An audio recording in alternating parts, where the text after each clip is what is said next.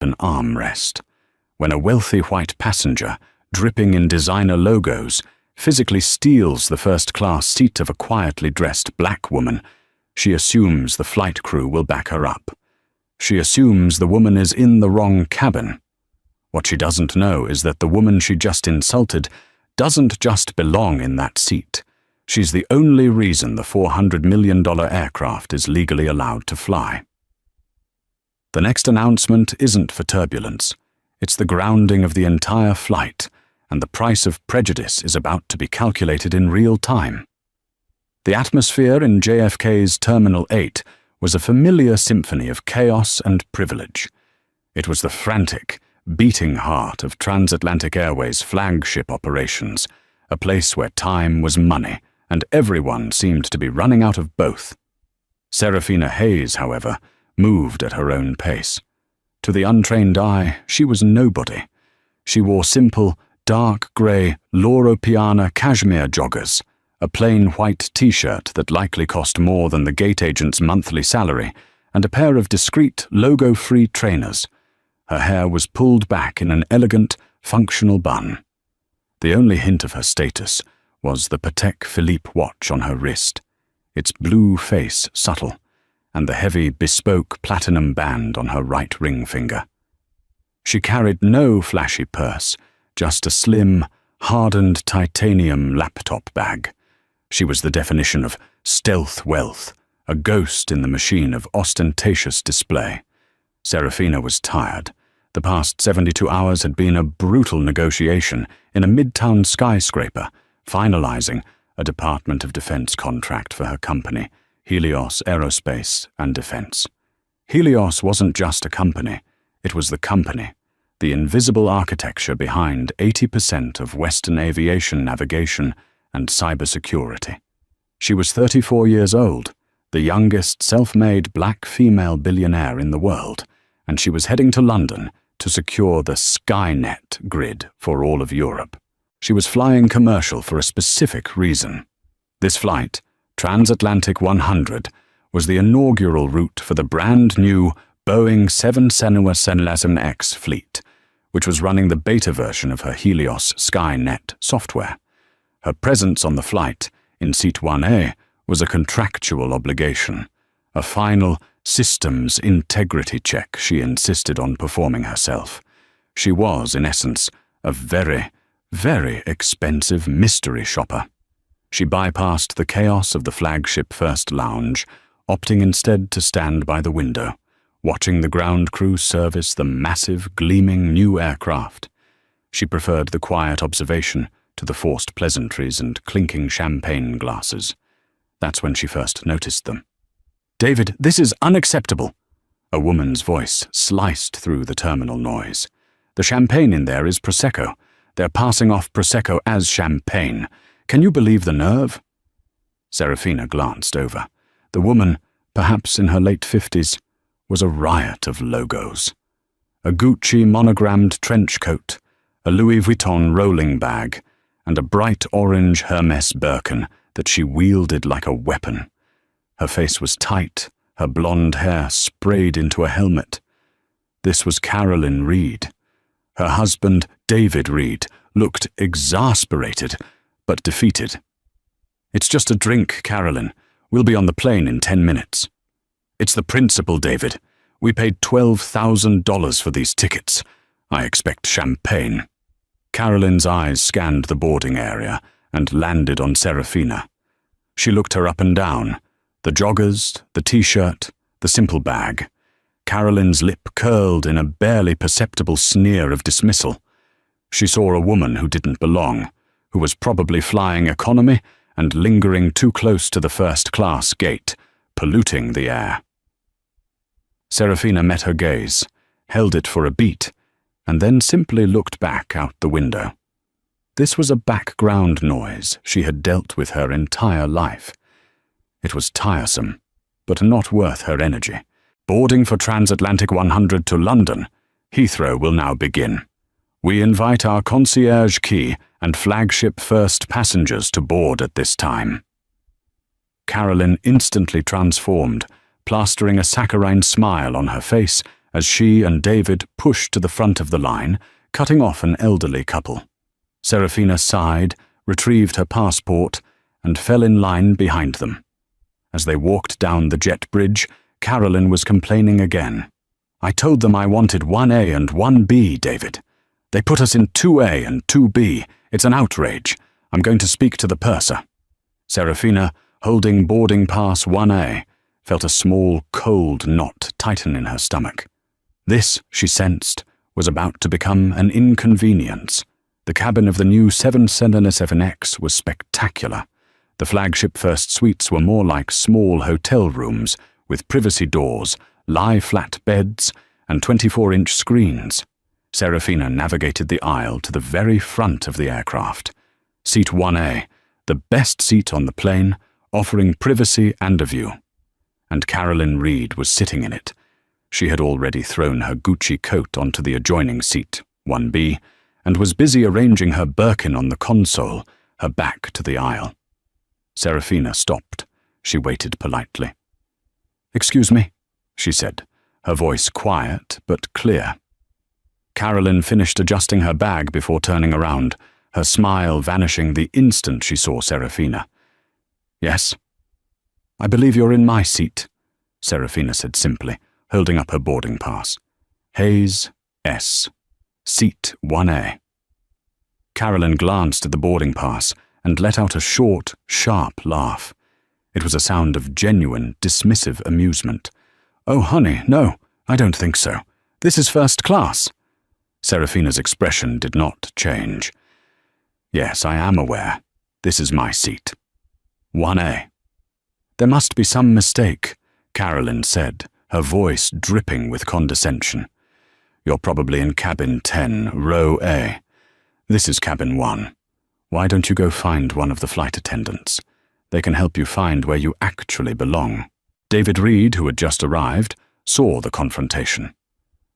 "Is there a problem, honey?" "This woman," Carolyn said, waving a dismissive hand at Serafina, "thinks this is her seat. She's confused." David, eager to be the problem solver, adopted a patronizing tone. "Mom, it's an easy mistake to make on these big planes. The economy cabin is that way," he said, pointing toward the back of the plane. The cold knot in Serafina's stomach turned to ice. She had two options. She could unleash the storm she was capable of, or she could follow the process. She always preferred to follow the process first. It made the eventual outcome so much more devastating. "I am not confused," Serafina stated, her voice losing its quiet warmth and becoming flat, metallic. "This is seat 1A. My boarding pass says 1A. Your wife is in my seat. Please ask her to move." "Now listen here," Carolyn snapped, her polite facade cracking. "I'm not moving. I paid for a first-class experience, and I am not going to be harassed by someone who clearly snuck past the gate agent. Flight attendant," she bellowed, mashing the call button. A flustered-looking man in a sharp blue uniform rushed over. His name tag read, "Mark." "What seems to be the problem, Mrs. Reed?" Mark asked, already recognizing her from the lounge. "This woman is harassing me," Carolyn declared, pointing at Serafina. "She's insisting this is her seat, and she's being very aggressive. I feel threatened. I want her removed." Mark turned to Serafina. He performed the same visual calculation Carolyn had. Expensive, blonde woman in 1A versus casually dressed black woman in the aisle. He made his choice in a nanosecond. "Mom," he said to Serafina, not even asking for her boarding pass, "I'm going to have to ask you to step aside so other passengers can board. What seat are you supposed to be in?"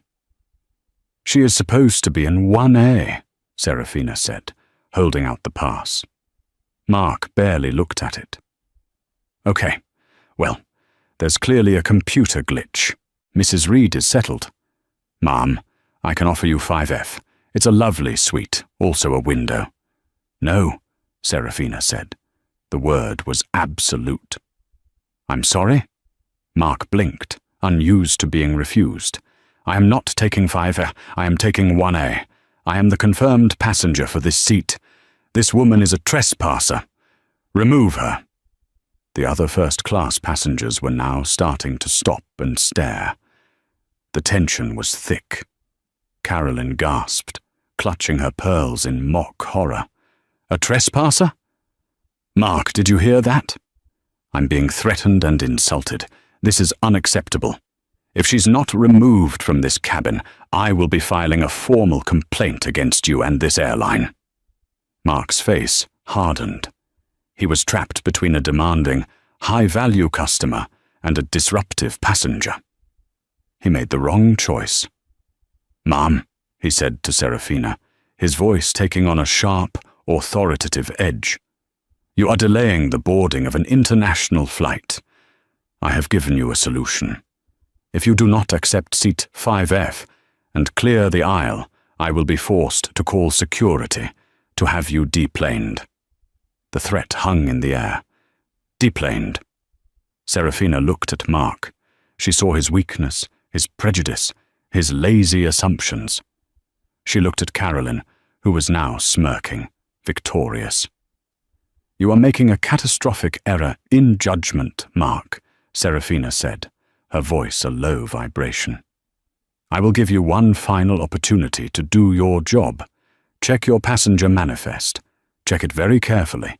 Look up the name, Serafina Hayes. Then ask this woman to show you her boarding pass, which I guarantee says 2A. "I don't need to check my manifest," Mark snapped. "I need you to move." "Very well," Serafina said. She stepped back, not into the aisle, but into the small galley area by the main door. She pulled out her phone. It was not an iPhone. It was a block of dark, matte black metal. A Helios Secure Titan model, a device that didn't exist for the public. Carolyn scoffed. "What are you going to do? Call your lawyer? They can't help you when you're back in the terminal." Serafina ignored her. She speed-dialed a single number. The call connected in 1/2 of one ring. She didn't raise her voice. She spoke calmly, clearly. "This is Serafina Hayes. Executive override. Authorized code Cerberus null. Transatlantic 100. JFK T8. Ground the bird. I repeat, ground the bird. Systems integrity compromised. Pilot authorization is revoked. Effective immediately." She hung up. For about 30 seconds, nothing happened. Carolyn Reed rolled her eyes. "Oh, ground the bird," she mimicked in a childish voice. "What a lunatic." "Mark, are you going to call security or not?" Mark reached for his intercom phone to do just that. And then it happened. The plane, which had been fully powered, its engines humming in a low, powerful whine as it prepared for pushback, suddenly went quiet. The massive turbine engines didn't just idle down, they spooled down completely, a dying, mournful sound that echoed through the cabin. The main cabin lights flickered, shut off, and then rebooted onto auxiliary power. The 24-inch entertainment screens went black. A collective gasp went through the entire aircraft. On the intercom, a new voice, laced with sudden, sharp panic, crackled to life. It was Captain Miller from the cockpit. Ladies and gentlemen, this is the captain. We seem to have an unexpected, a critical systems failure. All navigation and engine controls have just been disabled remotely. We are fully grounded. We don't know what's going on. Please, stay in your seats. This is not a drill. We are holding at the gate." Mark froze, his hand still on the intercom. His face went from flushed red to a sickly, pale white. Carolyn Reed's smug expression finally faltered. What did she do?" David Reed looked at Serafina, who was standing perfectly still in the galley, her arms crossed. For the first time, he looked truly afraid. "Who are you?"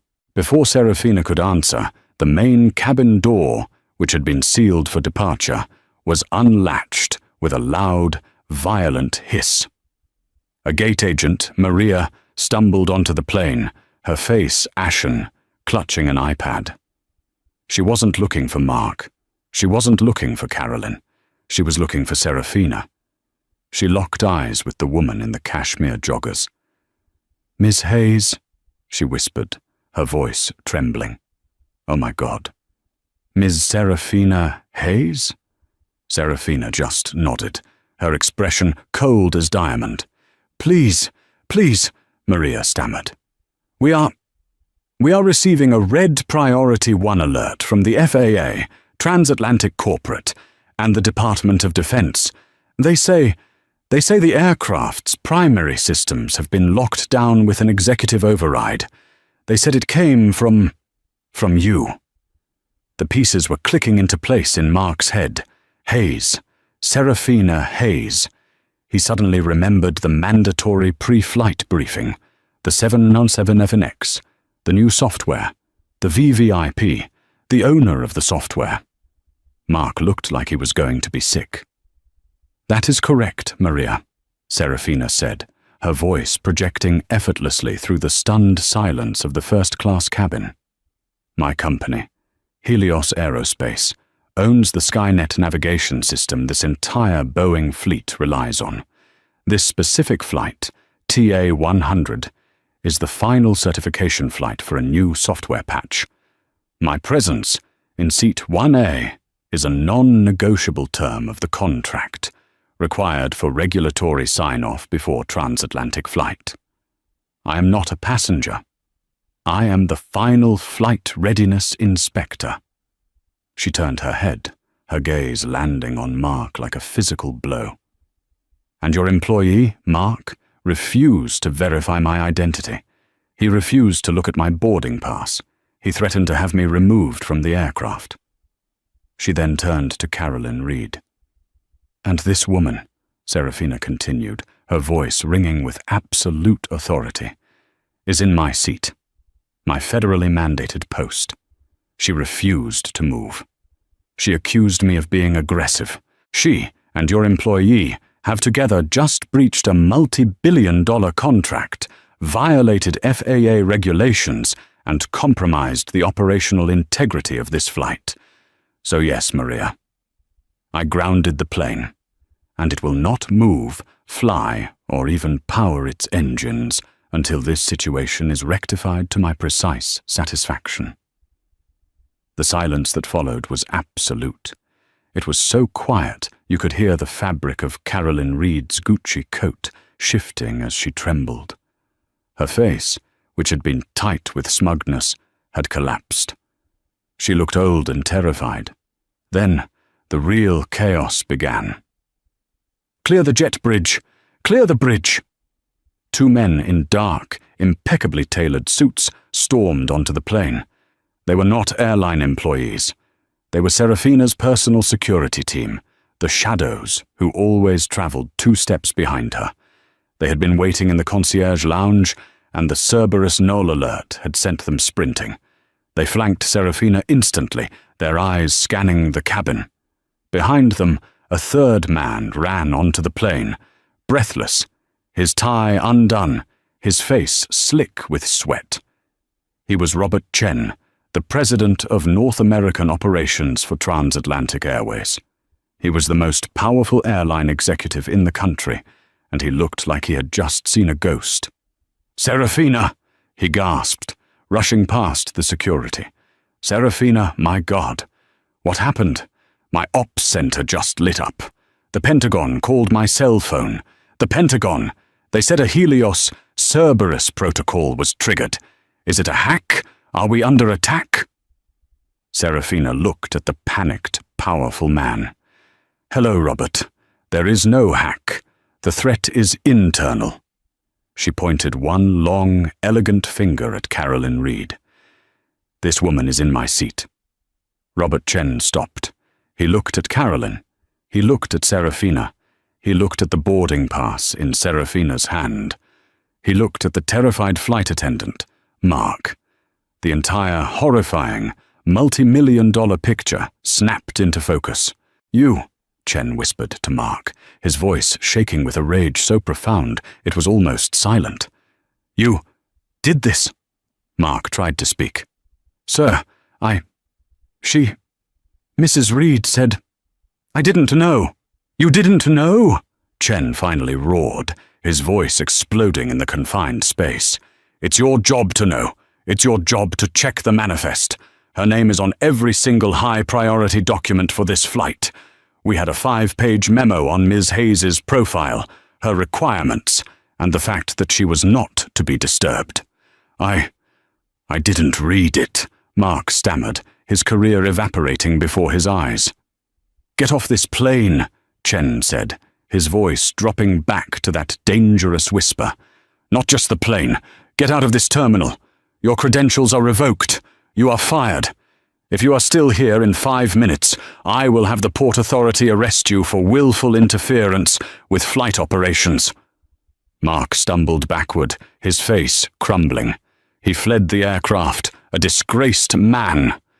Robert Chen then turned his attention to the Reeds. Carolyn Reed, seeing her ally gone, tried a different tactic.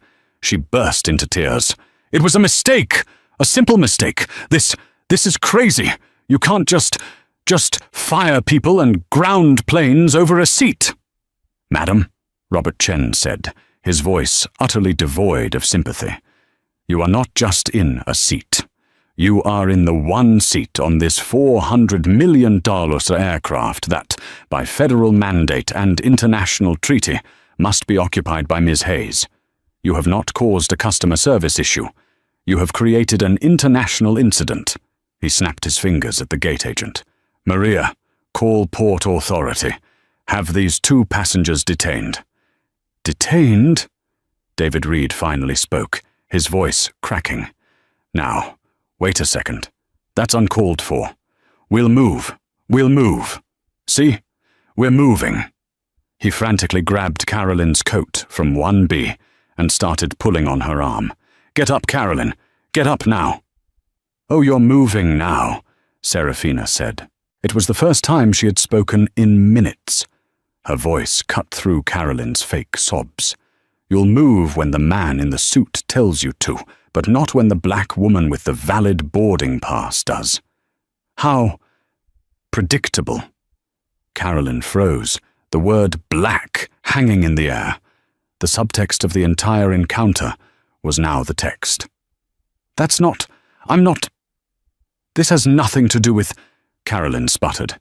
"This has everything to do with it," Serafina said. "You looked at me, and you decided I was not worthy of this seat. You assumed I didn't belong. You leveraged your privilege and your skin color to bully a flight attendant into backing your play. You didn't see a billionaire CEO. You didn't see the one person holding the keys to the entire aircraft. You saw a black woman in joggers, and your prejudice just cost you everything." "Port Authority is on the way, Mr. Chen," Maria said, her hand over her phone. "Mr. and Mrs. Reed," Chen said formally, "you are hereby banned, for life, from Transatlantic Airways and all our partner airlines. Your bags are being removed from the hold as we speak. You will be escorted from the terminal by police." "This is insane," David Reed shouted, his face purple. We'll sue you. We'll sue her." Serafina's security detail, a large man named Alex, stepped forward. "Sir, I suggest you lower your voice and comply." As the Port Authority officers appeared at the end of the jet bridge, David and Carolyn Reed finally understood. It was over. The removal of the Reeds was a quiet, humiliating spectacle. The other first-class passengers, who had been watching in stunned silence, many of them filming on their phones, did not look away. This was the perp walk of the privileged. Carolyn, her face a mask of tear-streaked makeup and disbelief, was led off the plane first. David followed, his head down, clutching their expensive carry-ons. As they passed Serafina, who stood unmoved in the galley, Carolyn couldn't help herself. She had to have the last, venomous word. "You bitch!" she hissed, her voice low. "You think you're so important? You've ruined our vacation. You've ruined everything. You'll pay for this." Serafina didn't flinch. She simply looked at the woman and said, "No, Carolyn. You paid for this. You just didn't realize the price." The officers led them away. The door was sealed again. The cabin was silent, save for the nervous energy of the remaining passengers and the frantic whispering of the airline staff. Robert Chen looked at Serafina, his face a complex mask of apology and raw panic. "Serafina, Ms. Hayes, I cannot apologize enough. This is the single worst service failure in the history of this airline. The crew, Mark, his bias was, it's inexcusable." "It is," Serafina agreed, "and inexcusable is going to be a very, very expensive word for you today, Robert." "Anything," Chen said immediately. "Whatever you want, whatever Helios needs. Do you want my private jet? I can have a Gulfstream G700 ready in 20 minutes. You don't have to stay here." Serafina shook her head. "No. If I take a private jet, the data logging from the Helios system fails. The certification for this route is voided. This plane must make this flight, and I must be on it." She walked past him, her footsteps echoing in the cabin, and finally arrived at seat 1A. She brushed a non-existent piece of dust from the leather. She placed her titanium laptop bag on the console. She had waited for this. She had earned this. "So here's what's going to happen, Robert," she said, not looking at him, but at the crew. "First, you are going to find a new flight crew, the A-team. I don't want anyone on this flight who feels conflicted. I want your best." "Done," Chen said, already speaking into his phone. "I'm pulling the London Diplomat crew from the 9 p.m. They're on their way." "Second," Serafina continued, "you are going to have Captain Miller come out of that cockpit. He is going to stand right here, and he is going to apologize to me for his crew's failure to maintain federal protocol. And then he is going to apologize to every single passenger on this plane for the delay that his airline's prejudice caused." "Immediately," Chen said, nodding to Maria, who ran to the cockpit. "And third," Serafina said, her voice dropping, "this delay, this 2-hour-plus grounding, it's going to cost you. My company, Helios, has a zero-fail clause in our contract. This was a failure. My legal team will be calculating the damages, but more importantly, every single passenger on this plane, from first class to the last row of economy, will be compensated. Full flight refund, and 100,000 frequent flyer miles, each." Chen didn't even blink. "Consider it done." Captain Miller emerged from the cockpit, his hat in his hands. He was a veteran pilot, and he looked profoundly ashamed. He stood in the aisle and addressed Serafina first. "Ms. Hayes, on behalf of the flight crew, I offer my deepest apologies. What happened was a failure of our training, our procedures, and our basic human decency. It will not happen again." He then turned on the PA system. His voice filled the cabin. "Ladies and gentlemen, this is Captain Miller. As you know, we have had a significant operational delay. I want to be transparent with you. This delay was not due to a mechanical issue. It was due to a service failure on our part. A passenger, a VVIP passenger, crucial to the very operation of this aircraft, was denied her rightful seat and treated unacceptably by our staff. That staff member has been removed. We are waiting on a new crew, and we will be airborne as soon as possible. Transatlantic Airways has failed you and has failed Ms. Hayes. As compensation, your entire flight will be refunded by the airline."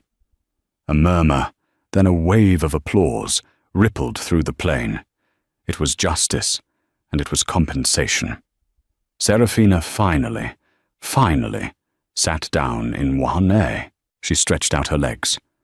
It was indeed a very comfortable seat. The new flight crew arrived, a crisp professional team who greeted Serafina with the deference of soldiers addressing a 5-star general. The new purser, a woman named Jessica, approached her. "Miss Hayes," she said, her voice warm but respectful, "we are honored to have you. Can I get you a pre-departure? Anything? Dom Perignon P2? A 30-year Macallan?" "Just water," Serafina said. "For now. And Jessica? Thank you. Let's have a smooth flight." As the plane finally pushed back from the gate, Serafina pulled out her Titan device. She entered a 30-digit alphanumeric code. In the cockpit, Captain Miller saw his dashboard light up. "Systems online. Helios Skynet is active. All controls are restored." He turned to his co-pilot. "Let's fly this plane." The intercom clicked on. "This is Captain Miller. We are finally cleared for takeoff. Our flight time to London will be 6 hours and 15 minutes. Sit back, relax, and thank you for your patience." As the massive Boeing 777X thundered down the runway and lifted into the night sky, Serafina allowed herself a small, grim smile. The first battle was won. But for Carolyn and David Reed, the war was just beginning. The passengers who had filmed the encounter were not bound by any airline confidentiality.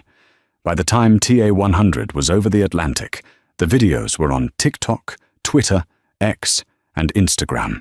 The first video, titled "Karen Gets Banned for Life for Stealing Seat," hit 1 million views in an hour. The second, "Racist Passenger Doesn't Realize She's Messing with the Woman Who Owns the Plane," hit 5 million. By morning, Carolyn Reed was the #1 trending topic in the world. The internet, with its terrifying decentralized power, did what it does best. She was identified. David Reed was identified. His employer, Viridian Bank, a major financial institution that prided itself on diversity and inclusion, was tagged thousands of times per minute. When Serafina Hayes landed at Heathrow, she was met on the jet bridge not by her car service, but by Robert Chen's London-based counterpart, who informed her of the news. "The Reeds are—" "They're finished, Ms. Hayes," the executive told her. "Viridian Bank issued a statement this morning. David Reed has been terminated, effective immediately, for conduct not reflective of their corporate values. Their country club in Greenwich has suspended their membership. The charity board Carolyn sat on, she was asked to resign." This was the hard karma. It wasn't just about being kicked off a flight. It was the complete and total dismantling of the public life they had built on a foundation of unearned arrogance. They hadn't just lost a seat, they had lost their status, their income, and their reputation, all because they couldn't stand to see a black woman in first class. As for Mark, the flight attendant, his story was a quieter, but no less devastating, end. He was blacklisted. The FAA, upon receiving the report from Transatlantic and Helios, had opened an investigation into his conduct. He would never work in aviation again. He had placed his casual prejudice above his professional duty, and the cost was his entire career. The flight to London was flawless. The service was perfect. Jessica and her crew were the epitome of professionalism.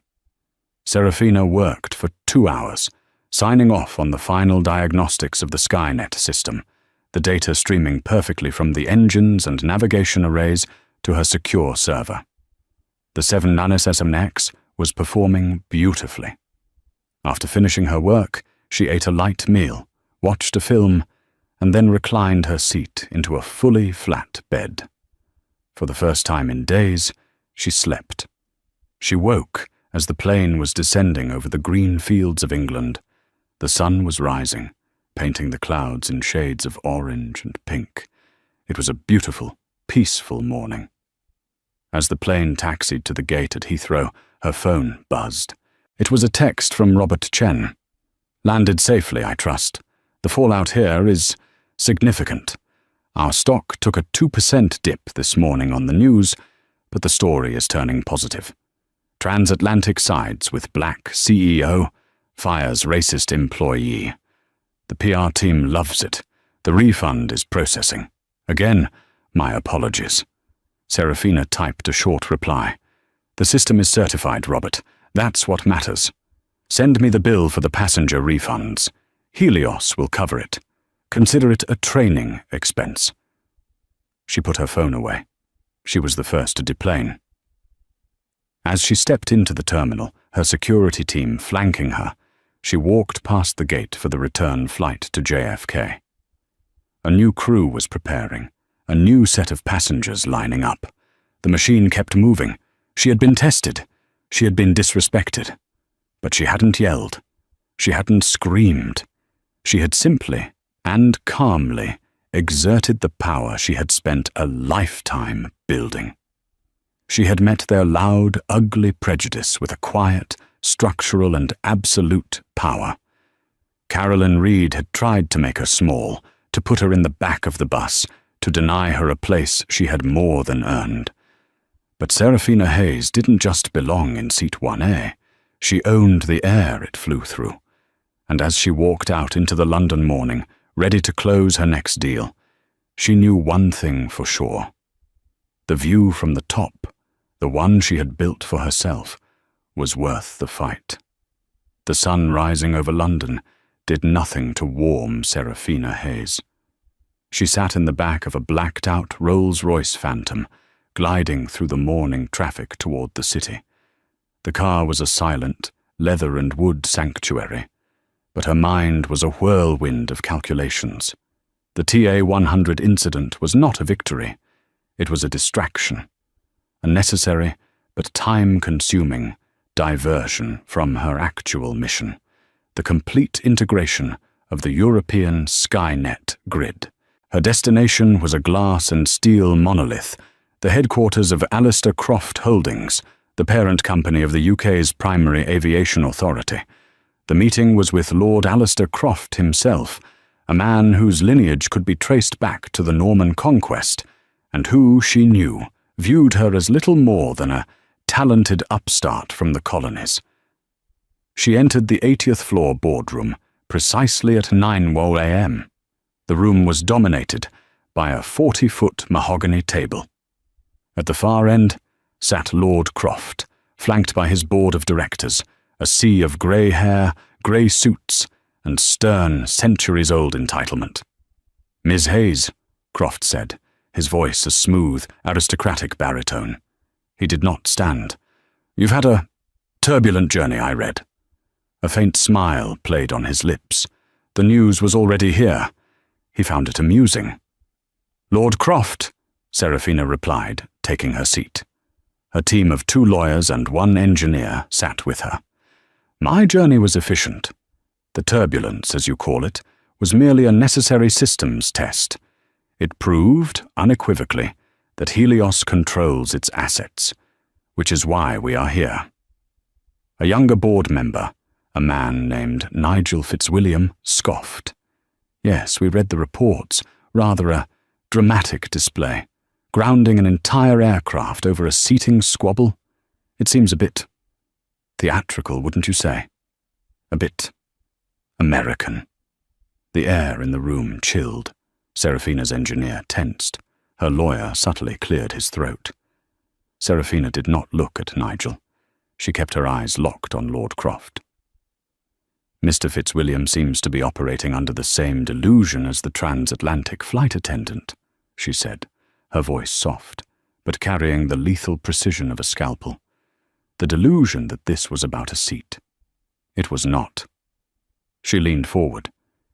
It was about a contractual, federally mandated post, vital for a multi-billion-dollar system certification. It was about an employee who, through willful prejudice, attempted to override a federal protocol. It was about a security breach. My response was not theatrical, Mr. Fitzwilliam.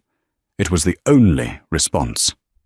I protected my asset, my contract, and the safety of the 300 passengers on that plane whose navigation system was, at that moment, uncertified. She paused, letting the weight of the word uncertified land. It was an aviation executive's nightmare.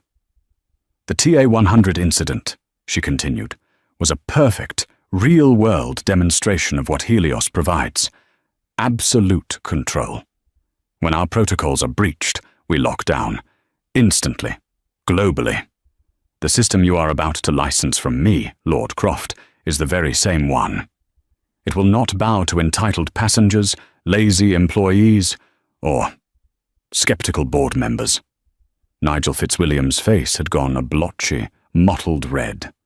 Lord Croft, however, suddenly looked at Seraphina with new, sharp respect. He had seen a petulant child. He now saw a queen. The amusement was gone. "The Skynet grid," Seraphina said, pressing her advantage, "will control every flight path, every runway, every radar tower from Heathrow to Helsinki. The contract on this table gives you access to it, but it gives me the kill switch."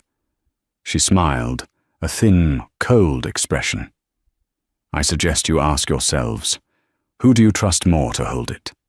Me, or a man like Mr. Fitzwilliam, who can't tell the difference between a seating squabble and a multinational security protocol?" Croft held her gaze for a long 10 seconds. Then he broke into a dry, rasping laugh. "My apologies, Miss Hayes. It seems we were the ones who misidentified the power in this room." He tapped the contract. "Let's talk about the accelerated timeline. I want Skynet fully operational by Q2. Seraphina had won. The rest of the meeting was a formality. Thousands of miles away, in Greenwich, Connecticut, the reality of that power was crashing down like a physical force.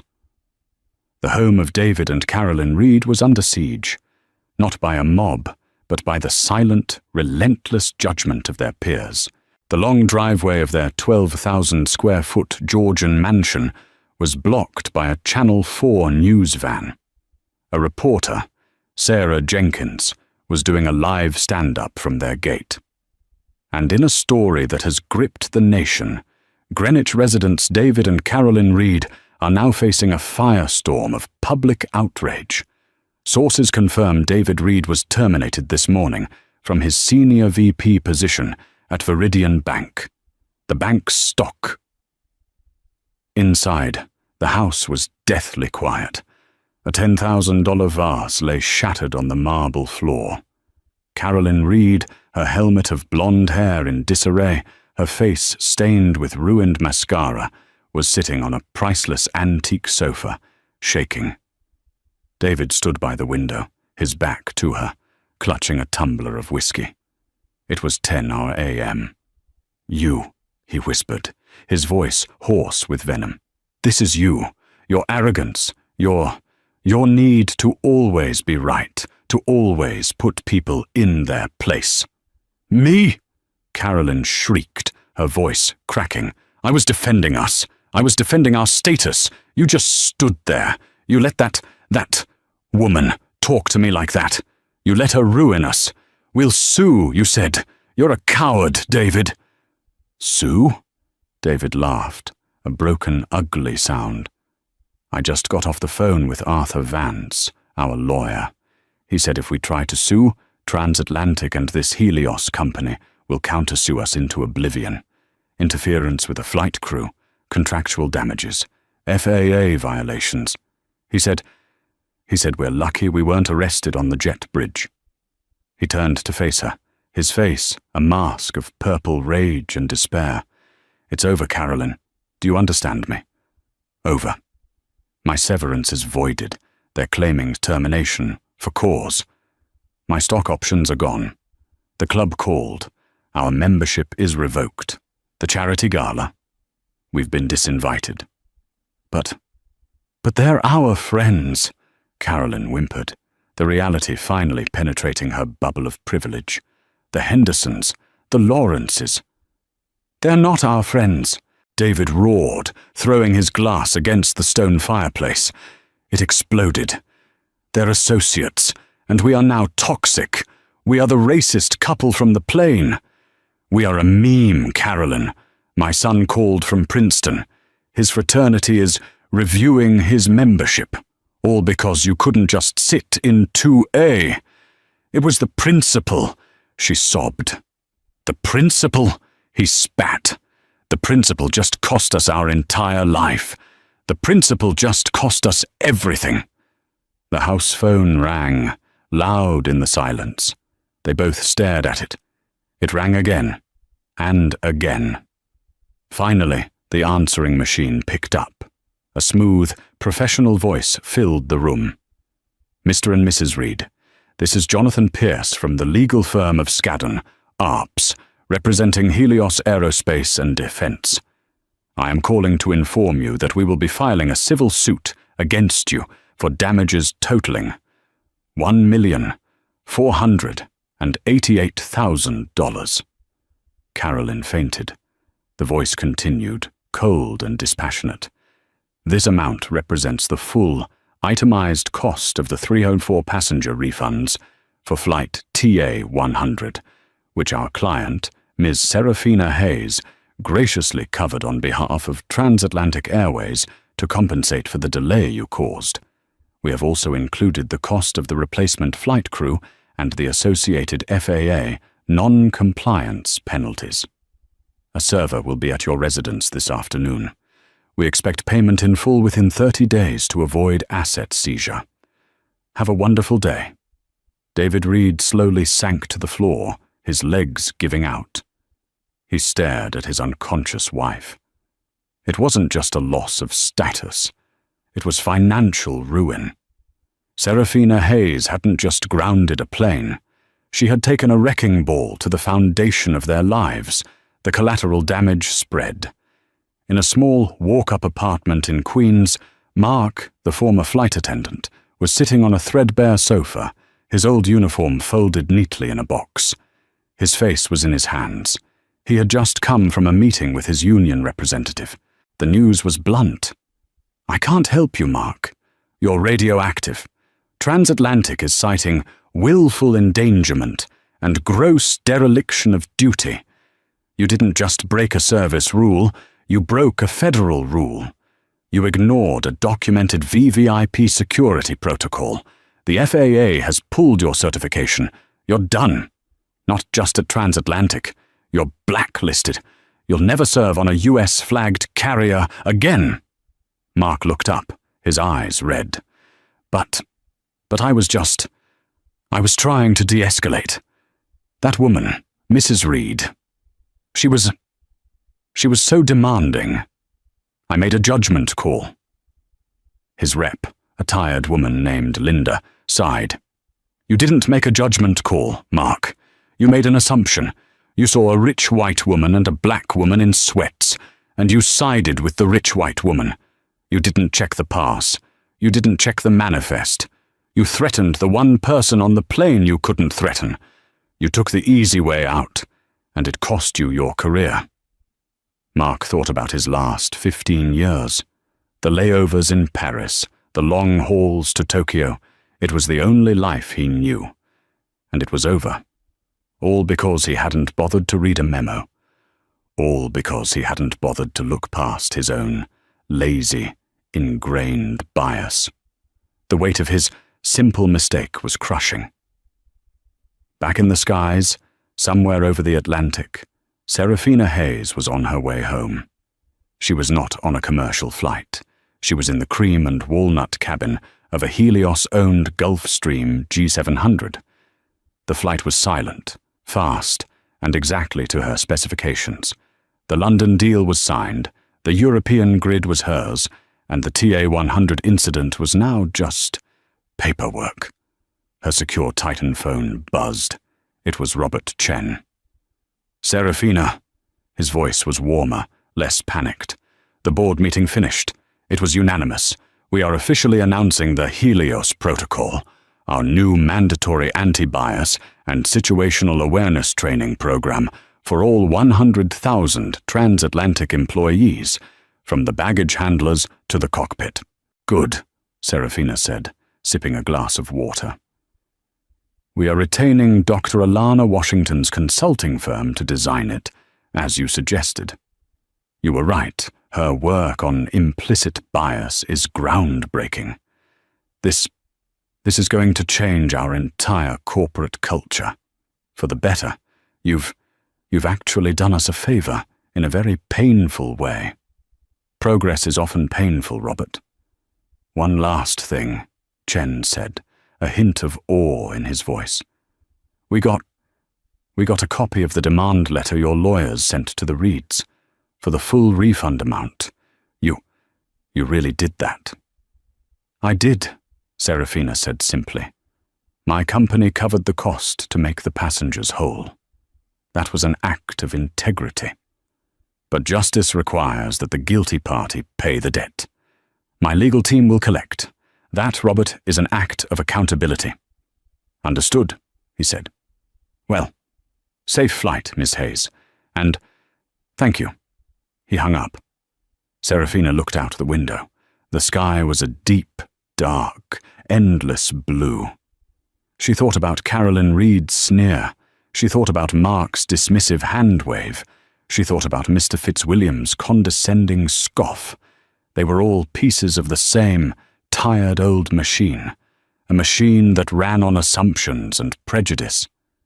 But Serafina Hayes was a builder, and she was building a new machine. It was a machine of cold, hard logic, of indisputable power, and of absolute accountability. It was a machine that was fair, but unforgiving. As the jet streaked across the sky, she closed her eyes. The incident was over. The point was made. The perpetrators were broken, and she was, as always, already focused on the next target. The Gulfstream G700 descended through a dark, clear New York sky, its engines a whisper compared to the commercial roar of the 777. They were landing not at a commercial terminal, but at the private FBO, fixed base operator, at JFK, a world of quiet hangars and black cars waiting directly on the tarmac. Serafina Hayes had not rested. Her laptop was open, displaying not flight telemetry, but a curated digest from her head of communications. The story of TA-100 had metastasized. She was no longer just a billionaire CEO. She was a symbol. She scanned the highlights with a cool, analytical detachment. Media requests, Forbes, The Wall Street Journal, Vogue, and, predictably, Oprah, all requesting exclusive interviews about the JFK incident. Social media, Serafina Hayes was a global trend. She was an icon of black female empowerment.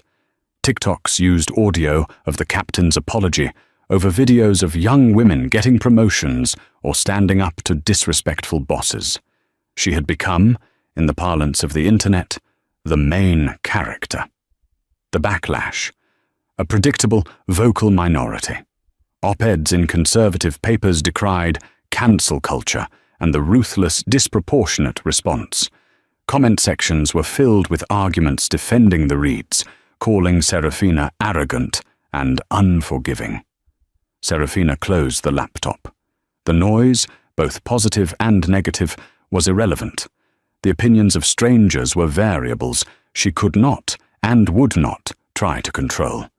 She cared about results, not reviews. The Reeds had breached protocol. The flaw in the system was Mark. The consequences were mathematical. Justice, in her world, was just a balanced equation. The jet's wheels kissed the tarmac with barely a bump. It taxied to a stop beside a gleaming, black Rolls-Royce Cullinan. Alex, her head of security, opened the cabin door. "Welcome home, Ms. Hayes. The car is ready. No media present." "Good," Serafina said, gathering her single titanium bag. She descended the stairs onto the cool tarmac. The air smelled of jet fuel and the distant city. As she walked the 50 feet toward the car, a private hangar door rolled open, and a baggage tug driven by a ground crew worker slowed to let her pass. The driver, a young black woman in a grease-stained high-visibility vest, stopped the tug. She saw Alex. She saw the jet. And then she saw Serafina. Their eyes locked. The young woman, her name tag read Keisha, didn't smile. She didn't wave. Her face was etched with the exhaustion of a double shift. But in her eyes, Serafina saw something she hadn't seen in the boardroom with Lord Croft or in the panicked face of Robert Chen. She saw recognition. She saw vindication. Keisha gave a single, slow, deliberate nod. It was a gesture of profound, unspoken respect. It was a nod that said, "I see what you did. I know why you did it. And thank you." Serafina Hayes, who had met the fury of Carolyn Reed and the arrogance of Nigel Fitzwilliam with an impenetrable wall of ice, paused. She looked at Keisha, and for the first time, she let the mask slip, just a fraction. She returned the nod, crisp, professional, and absolute. In that one silent exchange, the true meaning of the incident settled. The Reeds were forgotten. The money was irrelevant. This was the echo. This was the proof that her power, her fight, was not just for her. It was a shield for every Keisha in the world who couldn't ground the plane.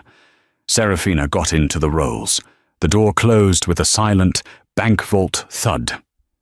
"Where to, Ms. Hayes?" the driver asked. "The office," Serafina said, her voice flat, all business once more. "We have work to do." The story of Serafina Hayes and Carolyn Reed isn't just about a stolen seat. It's a powerful reminder that prejudice and arrogance carry a heavy price. In our world, too many people are judged by what they look like, not who they are. They are dismissed, disrespected, and underestimated. But karma, as they say, has a way of balancing the books. In this case, it was delivered not with a shout, but with the deafening silence of a grounded 777 and the complete public collapse of a life built on hate. What did you think of Serafina's ultimate revenge? Thank you for watching. If this story moved you, and you want to see more real-life karma and powerful stories of justice, please like this video. Share it with someone who needs to see it. And don't forget to subscribe to the channel for new videos every week. Hit that notification bell so you never miss a single moment of karma in action.